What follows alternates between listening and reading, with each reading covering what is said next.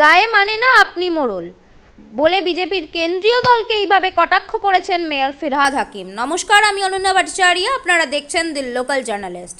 বাংলায় জঙ্গল রাজ নিয়ে পাল্টা অভিযোগ করে তিনি বলেন, জঙ্গল রাজ চালায় তাদের সারা পৃথিবী, যারা জঙ্গল চালায় তারা সারা পৃথিবীকে নিজেদের জঙ্গলের রাজা বলে মনে করে।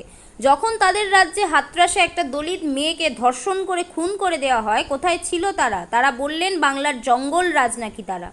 কেউ যদি বাংলাকে বদনাম করার জন্য উদ্দেশ্য প্রণোদিতভাবে কিছু বলে, তাহলে তো কিছু বলারই নেই। বাংলা সুস্থভাবে চলছে, সুন্দরভাবেই চলছে। গুন্ডামির বিরুদ্ধে পুলিশ তো অ্যাকশন নেবেই। গুন্ডামি করতে দেওয়া যাবে না। গুন্ডামি না করতে দিলে বাংলায় জঙ্গল রাজ। তুমি পুলিশকে রাস্তায় ফেলে মারবে, জখম করবে, আর পুলিশ তোমাকে আটকাবে না?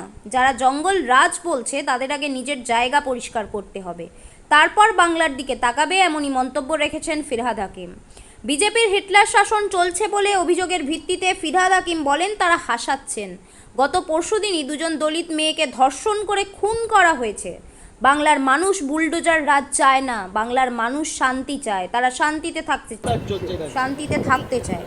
তাই এখানে মমতা বন্দ্যোপাধ্যায় ছিলেন, আছেন আর থাকবেন, এমনই মন্তব্য রেখেছেন মেয়র ফিরহাদ হাকিম। মনে হয় সারা পৃথিবীটা জঙ্গল, যেখানে ভাইরাসের মতন আবার